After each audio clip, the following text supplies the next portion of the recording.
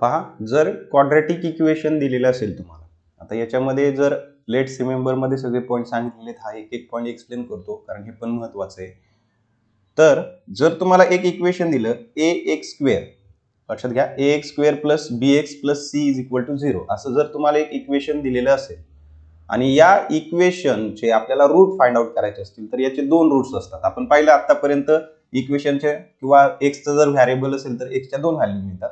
तसंच या ठिकाणी दोन रूट्स मिळतात. पहा, पहिलं रूट जे असतं याच्यामध्ये आपल्याला मायनस बी प्लस स्क्वेअर रूट मध्ये बी square minus 4ac upon 2a हा असणार आहे याचा फर्स्ट रूट. आणि सेकंड रूट काय असणार आहे, बीटा म्हणतो आपण. पहिल्या रूटला अल्फा असं म्हणतात, दुसऱ्याला बीटा असं म्हणतात. बीटामध्ये फक्त हे जे रूटचं साइन आहे प्लसचं साइन फक्त काय झालेले मायनस साइन झालेले, बाकी सगळं सेम.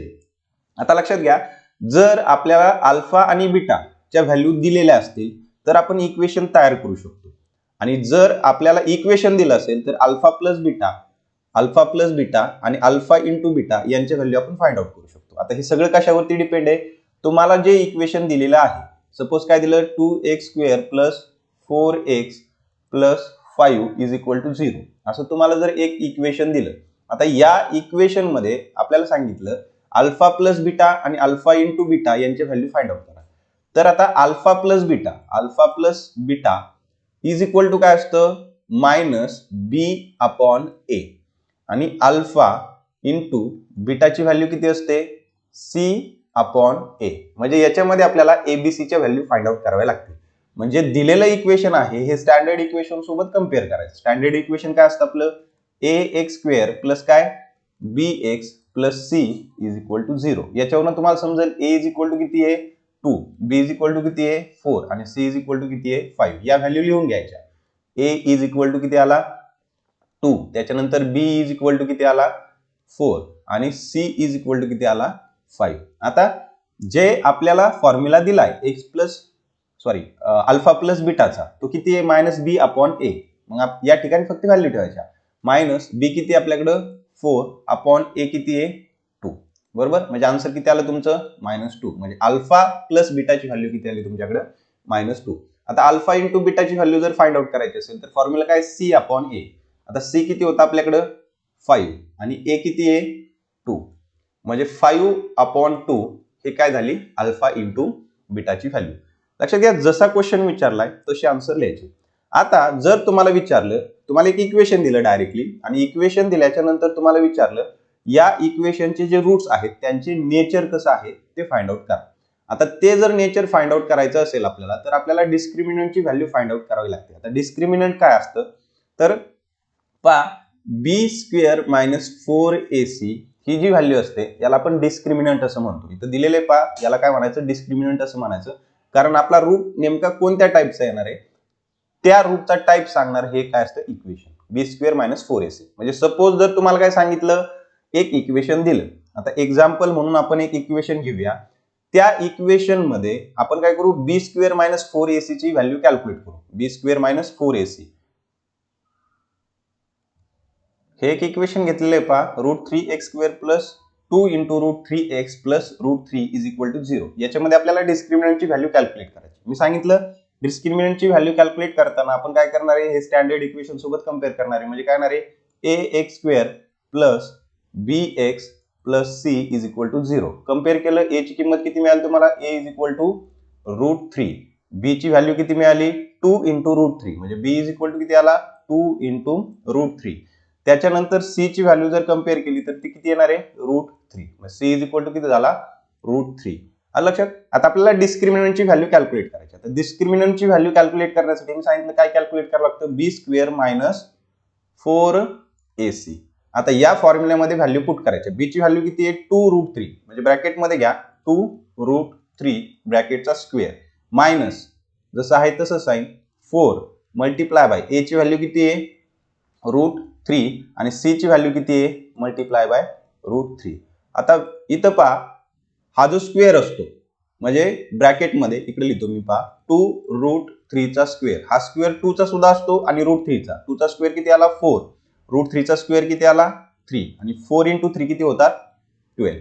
लक्षात. म्हणजे या ठिकाणी किती आला 12 मायनस हा 4 √3 इंटू √3 म्हणजे काय येणार आहे √3चा स्क्वेअर. आपल्याला माहिती रूटचा स्क्वेअर केला तर रूट आणि स्क्वेअर काय होतं कॅन्सल होतं. म्हणजे काय आलं 12 मायनस 4 मल्टिप्लाय बाय 3 म्हणजे 12 मायनस याचा आन्सर किती येणार आहे 12 इज इक्वल टू 0.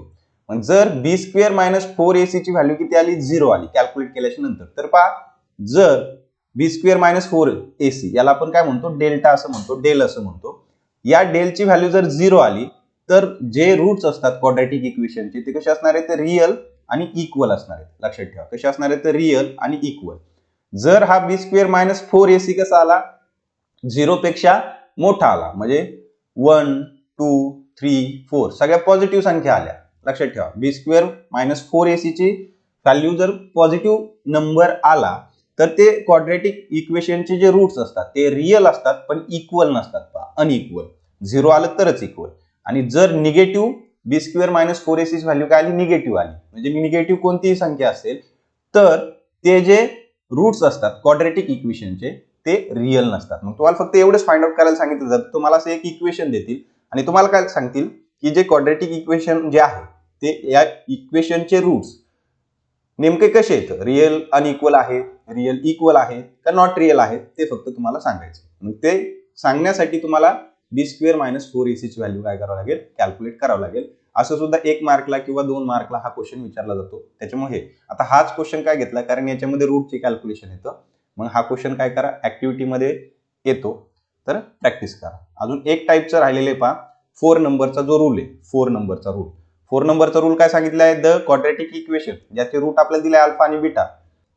पहा याच्यामध्ये काय सांगितलंय alpha is equal to -3 and beta is equal to किती आहे -7. तुम्हाला असं सांगितलं जाईल एका क्वाड्रॅटिक इक्वेशनचे रूट -3 आणि -7 आहेत तर तुम्हाला क्वाड्रॅटिक इक्वेशन फाइंड आउट करायचं किंवा क्वाड्रॅटिक इक्वेशन तयार करायचं. मग पहिलं जे रूट आहे त्याला अल्फा असं म्हणायचं दुसरा रूट आहे त्याला बीटा असं म्हणायचं. म्हणजे अल्फा इज इक्वल टू -3 झाला बीटा इज इक्वल टू -7 झाला. जर आपल्याला क्वाड्रॅटिक इक्वेशन तयार करायचं असेल अल्फा आणि बीटा वरनं तर ते क्वाड्रॅटिक इक्वेशन कसं असतं x square minus alpha plus beta x plus काय असतं alpha into beta is equal to 0. म्हणजे आपल्याला अल्फा प्लस बीटा आणि अल्फा इंटू बीटाच्या व्हॅल्यू फाइंड आउट करावं लागतील. सुरुवातीला आपण व्हॅल्यू फाइंड आउट करू. सुरुवातीला alpha plus beta is equal to काय येणार आहे -3 प्लस काय येणार आहे -7 साइन सहित घ्यायचं म्हणजे -3 -7 आन्सर किती आलं -10. हा काय झाला तुमचा अल्फा प्लस बीटा.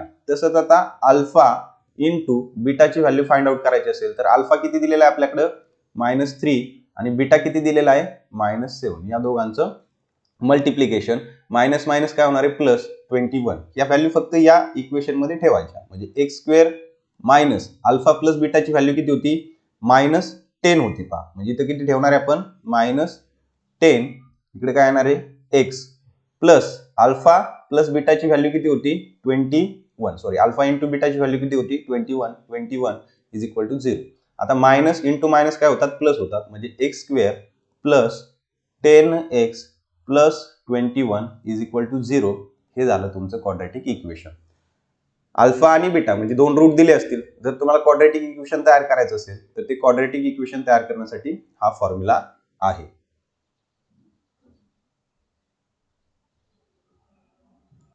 काही वेळेस तुम्हाला एक क्वाड्रॅटिक इक्वेशन दिलं जातं पहा आणि इक्वेशन दिल्याच्या नंतर तुम्हाला ह्या व्हॅल्यू फाइंड आउट करायला सांगतात.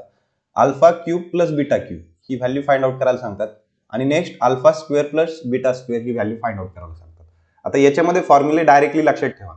Alpha cube plus beta cube आला तर तुम्ही काय करणार alpha cube plus beta cube is equal to काय असतं अल्फा प्लस बीटा ब्रॅकेटचा क्यूब करायचा -3 इंटू अल्फा इंटू बीटा आणि त्याला परत मल्टिप्लाय कशाने करायचं अल्फा प्लस बीटा.